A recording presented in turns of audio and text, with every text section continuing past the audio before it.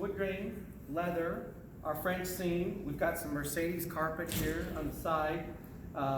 Painted pieces and aluminum accents all in this. It has a kind of a centered shell, and then it has this outer skin that's actually really cool that we want to talk about. This is all plastic that's bent, and I'm going to break this down here for you in just a second.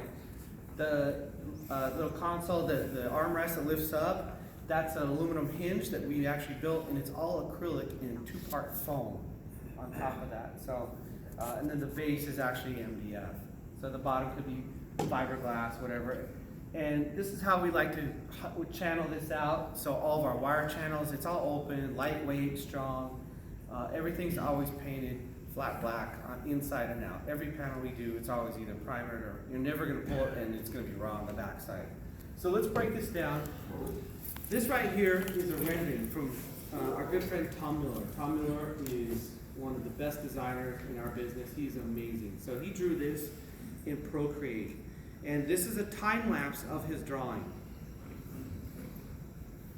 And I'll try to break this down here. So this is from that book, How to Draw Two-Point Perspective. So we're looking at this band called a vanishing point. So the vanishing point's like where the horizon ends. If you're looking at the ocean, that's where it's ending.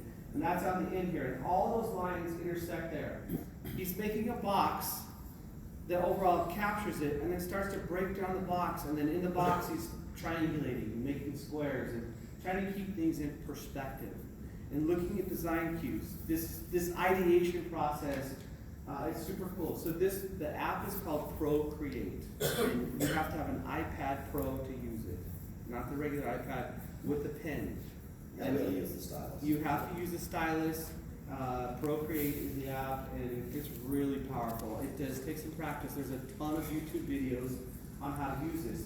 But look at how he's starting to massage this thing, work through the process and the colors, and now he's got this concept of this outer shell of plastic that's going to sit on top of it. And as he's drawing, he's going, okay, this is how I'm going to build it.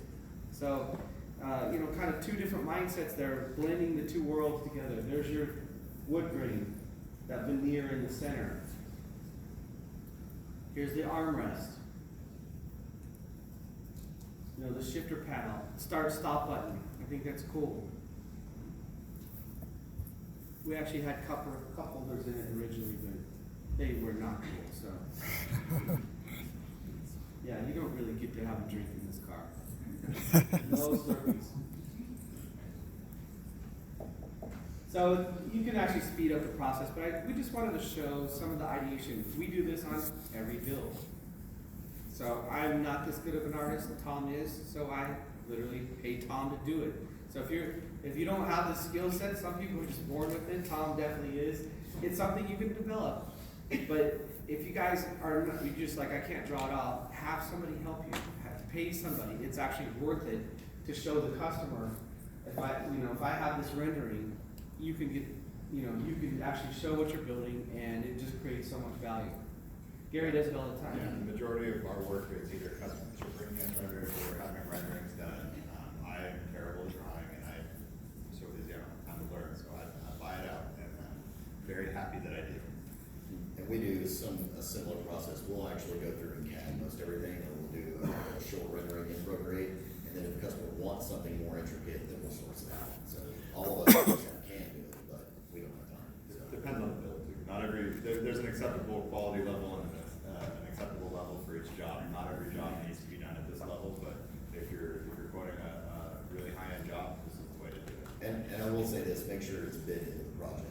So for us to do Don't give it away. For us to do a full rendering, whether we're sourcing out or whether one of our staff is doing it, we do bill for it. Because it is time.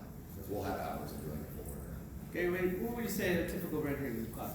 The range? It depends on what it is. A straight interior Like this? can be just a console like that, somewhere between probably $500 and $1,500, depending on who's doing it. Most of the renderings we do are between But they're bigger. 800 and not bigger, 1,500 to 2,000. Yeah. For full interior. For full interior. Yeah, full interior. 500 to 2 grand, I would say is a good range. 2,500 is the top end of that. Yeah, Yeah. depends on who it is, but anyway, I know we charge 1,500 if we're actually doing it in-house. it's worth it. So, these are, again, tools. Sometimes it's smarter to outsource. This might be one of those things. All right, so here's the console. So this picture right here, let's kind of break down what we're doing here. That's Tom and Mr. JT Torres at our shop. This on the top, the plastic, if you were to just take one piece of plastic and try to bend it, it really would be impossible. So we actually made two halves. Imagine like they're shaped like a C. And on the top there, it has these 1/4-inch dowels. So we drilled holes in our top of our main wooden buck here, we'll call it. And then we have these location dowels. The dowels are drilled into the plastic, and the holes are in the plastic and in the base plate, and then we put dowels in there. And then the pieces are routed flat. It's a flat piece, and then set on there. And then we came in with a heat gun and bent it. So those wooden dowels are our alignment. So as it bends down, it will be uniform. It's 1/4-inch Sintra. So it's multiple layers bent on top of it. It's not just 1/2 inch. It's actually 3/4 of an inch thick. It's actually 3 layers of 1/4 inch bent around this top piece. So I think it's kind of a clever way, if you're gonna heat it up with a heat gun, it has a low melting point, and then once it's bent, you know, it'll curve around that edge. Big radius too is gonna help. So it's about an 1.5 inch radius. The key there, sorry. The one thing with Sintra is, if you're doing, you really need to do layers and reinforce it. If you're not, I mean, it will move on you, it will bend, it will warp. And so if you're layering it or laminating it together in this case, you're gonna end up with a very strong, very structural piece that's gonna last the lifetime. And the lamination is the key. The multiple layers laminated keep each stack in place. And that doesn't mean just slapping some CA glue. You've got to actually brush it on and get it consistent. Yeah, there's glue just for that. There's PVC. Yeah, there's PVC glue. So if you guys were in our class yesterday, our metal fab class, you kind of saw a little bit of this. All of these brackets, those are all done on the router table. We made actually a cardboard template and made sure the geometry worked, and then routed it out and then bent, the side pieces down and made our own hinge. We looked at buying some off-the-shelf hinges and going to Home Depot and buying something, a piano hinge. That's not cool. That's the opposite of cool. So we wanted to hit that hinge point to really work with our upholstery. So that's why we just came up with our own bracket. And that's kind of the foundation of that whole armrest that lifts up, is we made our own brackets. And the one thing I found whenever you try to go to Home Depot or you try to source something out like that, you never end up with a hinge that works. You always gonna have to modify your piece to try to fit that hinge in, as opposed to just building a hinge that would work for the piece that you designed. So more progress. I gotta keep this going. This has acrylic. So we use actually plexiglass, that's a brand name for acrylic. Layered together, it's glued together, it's very stable under heat, and it's basically glued to that aluminum. And that's that center console. And then the black part is that plastic. It's a black expanded PVC. The brand name is called Sintra, S-I-N-T-R-A. And it just sits on top there. So it's this console that has this outer skin or the shell that's floating on top of it that gives us the illusion. So it's very easy to make that, that leather to carpet transition. And instead of using fiberglass, we're using plastic. In the old days, we get out fiberglass or have a bunch of metal. Or so I just that for this application, this was, I think, the right material for the job. How are we doing, Gary? Got a hairball? All right, more picks. So you guys can see there's actually some of our class right there, and so we're building this simultaneously with other things that are happening. But if you look at this, we're starting to use primer now. We use a polyester primer. It's actually in Evercoat's booth. They're here. It's called G2, and they have the primer in gray, natural, and black. We always pick black primer because as I sand it, it turns gray, and I can see it acts like guide color. So all the low spots will stay shiny, and everything else turns like a charcoal color. So now we're getting closer. We have the insert, we have that wood grain. The wood grain is raw. We haven't stained it yet. And you see the tape on there. We've got tape. We're already thinking about our stitch lines. So we're thinking about how we're going to identify these stitch lines. Now we didn't do it on this, but a lot of times The salvage on the back, the salvage is the material that's sewn on the back side. You can make a channel for that. The easiest way, and I'll just give you a little tip, is if you use two-sided tape, put two-sided tape down that's the same width as the salvage on the bottom, and then you float body filler up to the tape, sand it out, and then you rip the tape out, and now you have a perfect channel for the salvage to fit into, and it's flat. You guys copy what I'm saying here? Yep. That's a nugget. Okay? I do. So you can have a hard finish with a French seam on it, and it's completely flat across there without that bump in it. We were rushed right at the end, so that's why this doesn't have it. But I do have some samples in our booth of that if you guys want to come down and check it out. Some more pics of the build. And this shot right here, that's that black Evercoat primer, G2. Everything we do, we try to primer it so it seals the layers. It seals the wood so it doesn't come back and haunt us, especially if you guys live in very humid areas, back east, in the south. Any of that stuff's going to expand and contract, especially in the summer, and the primer just seals it. It's the right thing to do for interiors. Okay? So, and then you can really get those hard body lines on the inside. We want that detail. We want that definition on our pieces. We made our own gauges. We do the Back to the Future there.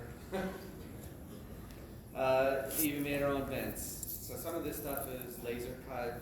We're kind of blending a bunch of different materials here together.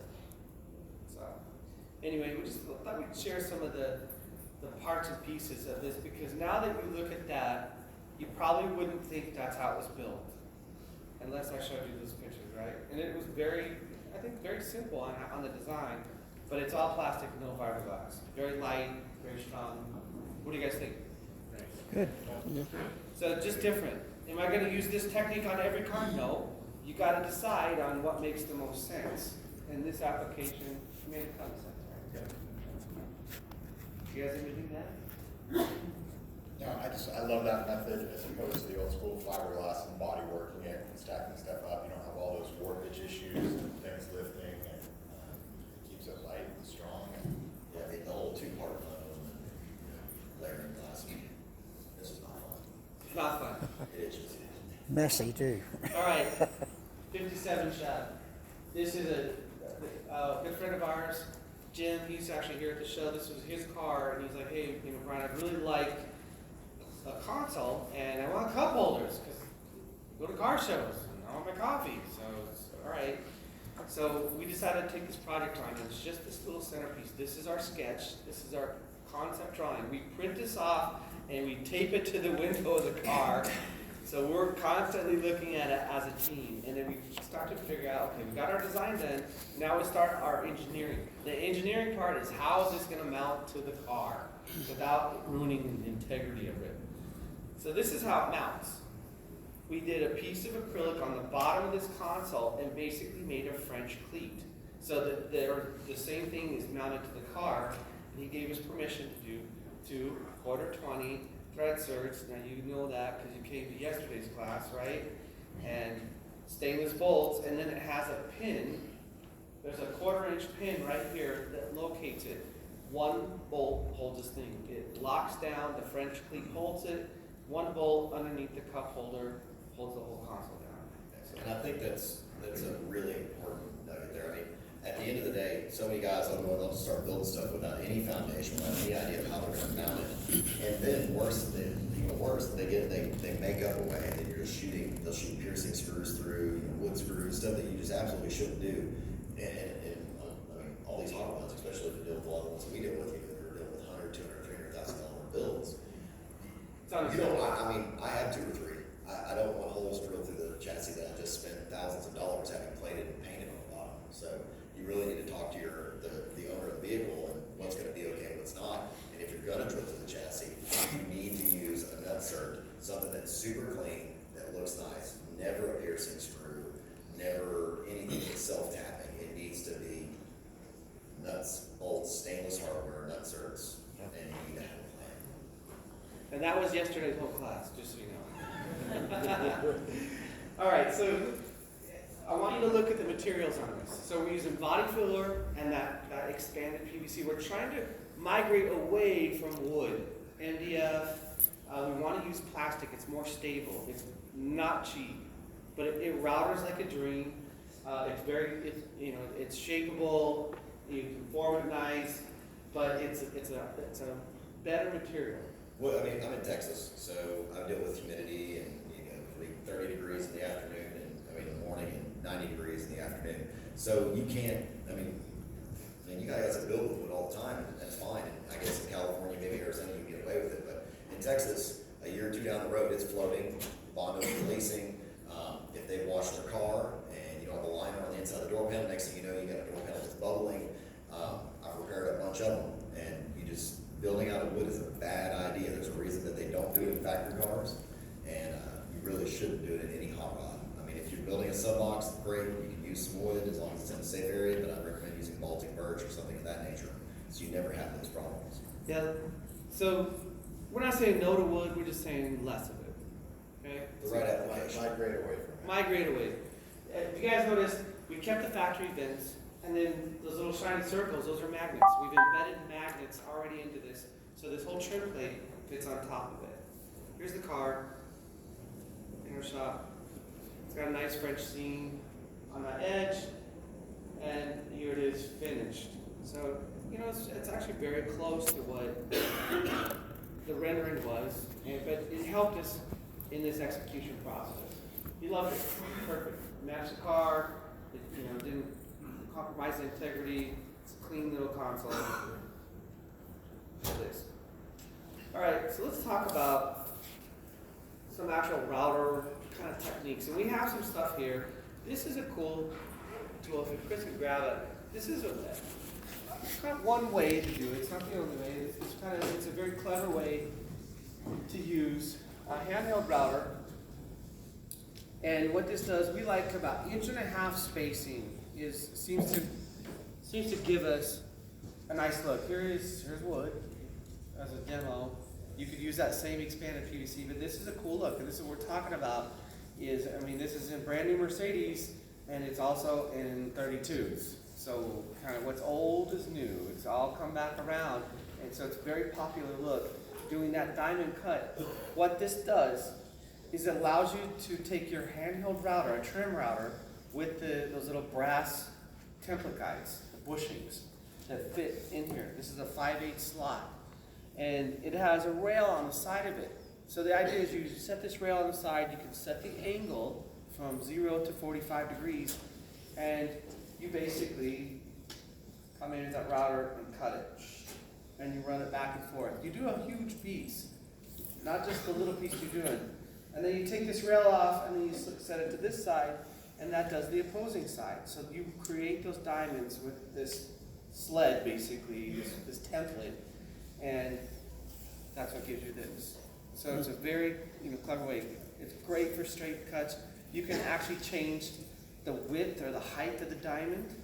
So the smaller the degrees, so if you do it at like 5 degrees, it's going to make that diamond really stretched out. If you do it at 45, it makes it a square.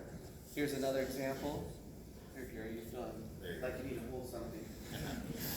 That's also how earlier the panel was done. This done into expanded PVC with the V-groove bit, and then run through the sewing machine to get your diamonds perfectly lined up. And we do a lot of this. So, the one thing I'll tell you is that when you are going to design this or when you're laying this out, you need to think about how deep you're going to run that bit. Because if you do a V-bit too deep, you'll end up with this vinyl bunched up or this leather bunched up in the bottom. Yep. I'm going to tell you right now, it looks tacky. It doesn't look good. Yeah. And you'll end up, so you need to really plan that, take the material, maybe do a small test piece, and look at what you're doing first. And the spacing 1.5 inch works great. You can do it tighter, but it's really going to be based on the material, because if you squeeze it in and you have too many, that if you're using some leathers, they're not going to move. It's even too if you much. style them. So Yeah, it's too much. too much. So plan. Some of the biggest mistakes I see with this is guys run the bit too deep. 1/8 of an inch is plenty, okay? You will get so much definite. All these are 1/8 of an inch. We use our match number is 0.08. Yep, so you don't want to go deeper than, if you go too deep, you're like, it's gonna be better. It actually goes the opposite of better. So it's not, you just wanna be subtle with it. 1/8 of an inch is all we do. We'll do a rounded bit, a V that has a flat bottom, or I'll do a straight bit and I'll actually add aluminum rod in there. So you can do some 1/8 inch aluminum rod, or there's all kinds of trim. You can do transition from carpet to vinyl. We left some, if you guys come to our booth, you can see a ton of stuff. Same thing. So that's 1/8 inch aluminum rod with it's a 3/16 bit. So that's 0.1875. Ran through, and it's vinyl, so the vinyl is 1/32 of an inch. So I have a 32nd, a 32nd, and an 1/8. Total is 3/16. That's the channel. Okay. So this is a very cool tool for kind of what we're talking about. And here's more examples of it. This is our favorite trim router. It's right here. This is Makita makes this. It's a handheld little guy, battery powered. It uses a 3 amp, and I have, like I said, all this. You guys want to come? Allergies as well. If you want to come down and check it out, we like the handheld small routers. This guy, it's the first in the market. I'm a Makita guy. Gary's in Milwaukee. We go back and forth, like Chevy and Ford, but Makita has they've got a great model here. It's about $120. You can get it at Home Depot or whatever. But we have a bunch of tools designed just for this router, for you guys, you interior fab guys. It's awesome because you just hook your battery into it, and it's got a lot of power. It's surprising. And it does all these small cuts that we're talking about very easy, quick.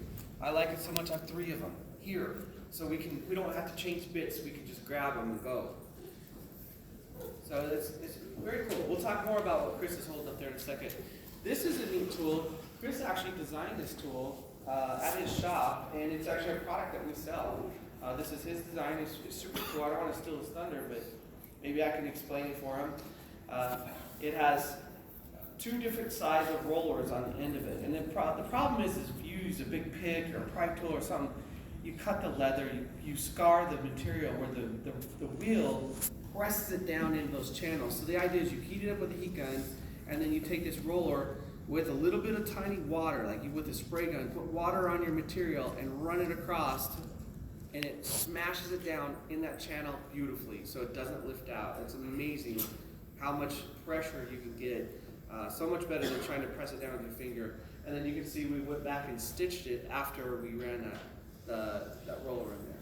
That's a very cool upholstery tool for interior fab. More picks, exactly the same stuff we're talking about. And notice the diamonds on this, they're more square. So you have the ability to change the kind of the stretch of the diamond, if it's really elongated or just more symmetrical of a square. I hate to change the subject real quick, but notice how tight that gap is along the top and the bottom of that panel. And that's from that technique we were talking about, being able to control without the foam having to be there. Yeah, you guys, why our classes are so popular is because we're doing hard finishes. We're doing everything on the router table, so we're compensating for all those material thicknesses, so they literally pressure fit together.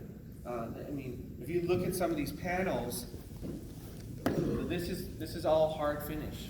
That's all hard finish, and then we're integrating 3 and 4 different materials. Paint. This is actually the 3M brush material that you put on the exterior. We're doing this as a trim, vinyl, and then integrating magnets into it. So this actually has magnets that hold that panel in. So having things like that, it makes a big difference on your interior stuff. So that leads us into magnets, right? So before I talk about this, let's show some examples here. I'll actually pass this around. You guys can see some of it. So this is multiple layers of MDF, and it's actually cut at a 60-degree angle. But what we've done is actually put magnets in between each layer that hold it together. And we have lots of friends here. Jeremy from Avant Car, he's got a few cars here. this guy can literally go and take the whole, and the trunk, the doors, the whole thing comes apart completely with magnets. And set it on the floor outside. It's completely engineered with Nice. magnets. It's amazing. So magnets are a big part of our interior fab. And you know what this is? I'm gonna put this back together. Oh no. Let's talk about this. If this was my client, now that you kind of seen our trick here, what I like to do, if Gary's my customer, I'm gonna start talking about my leather, my carbon fiber, my press grill. That's good, I'll take it. And he's kind of on the fence. And as I talk to him, I just start handing him stuff. And so he's looking at that and he's like, oh, the grill comes off. And then I'm like, oh, it has a belt line here. And I hand him another panel. And you know, here's our top trim, just, you know, match up to your dash. And what do you think your customer can say as you keep handing him all these parts that just come off the panel? And then we've actually taken this and I've inverted the center magnets are one way and the outside ones are a different way. So they will only go on in one direction. And so then I get to let him make that wonderful click sound. It's so satisfying, right? You click and click. And what it really does is it allows you to preach serviceability to your clients. That's one of the biggest problems with custom car builds is guys put stuff together, we've all done it, put a car together and something goes wrong behind the scenes and it takes you 3 hours to pull the car apart to get to the fuse that was behind the thing that was, Or sometimes you can't get it apart. welded in place that you couldn't get around. So this preaches serviceability, and for anybody who has a customer who's built a car before, they'll appreciate it. And if you catch me over at the Chevelle that we built, we'll take the whole section of the car apart for you and show you how that's done. And to be honest with you, that's from Jeremy Carlson, but everything in that car is done the same way. We can take that whole car apart and have it completely torn down in 20 minutes. Every piece of the interior out of it. You know, Wow. all go back together the exact same way. It's pretty cool. Here's our miniature door panel. So this is aluminum. It was routed flat, and then we bent this on the brake so it would just hang on the door.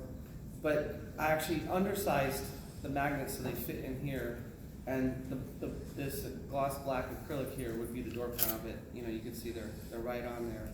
And the only problem that you have with magnets, well, you need a lot of them. Chris, he really likes to use a lot. But you can add location pins because you can push on it, and you know it does have some give to it. So if you do a combination of location pins, like a stud that goes in here and here, then it doesn't have that lateral movement, and then you can just do all magnets and not have to worry about it sliding or moving. But it is very strong. If you do, you know, with the moving force or however you're designing it, you can actually, if you inset your base layer magnets slightly down to where these magnets will actually push out, those become your locating pins and they'll lock you in place. So, I mean, and that's super important because if not, it could theoretically move. And those types of panels, the pieces are trapped, so they don't slide quite as easy. Yeah. How are you attaching the magnet to the aluminum? What is that? Pressure. That's all the rest. Press. I have a little mandrel, little mini one, or you can just beat it up with a hammer. But if you're gonna use a hammer, tip for you, do not use one that's metal. It needs to be plastic or rubber, because if it's metal, it will crack the magnets. They are brittle. Yeah, just obviously use a drill press so you can set your depth, and you can set your depth gauges depending on what you're trying to achieve. There's a lot of different ways you can go. A lot of guys like magnet to magnet. I know Carlson likes to actually have a slight gap between his. So, I mean, I'm talking thousandths of an inch, but he likes to set us with a slight gap. So, you know, make sure you're consistent because it'll. You know, Or you can make some that are proud and some that go in, so the magnet actually is the location. You know, it actually locates it itself too. So, all right, so let me show you some slides here.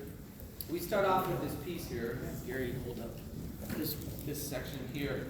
So this piece in the middle, we're just going to do layers of wood. So we can use wood. It machines nice. It's just raw MDF. It's glued together. We have a nice. This is a thick CA glue that we offer, and it just bonds the two really good together. Could you use wood glue? Sure. It's not as fast. Just as strong, okay?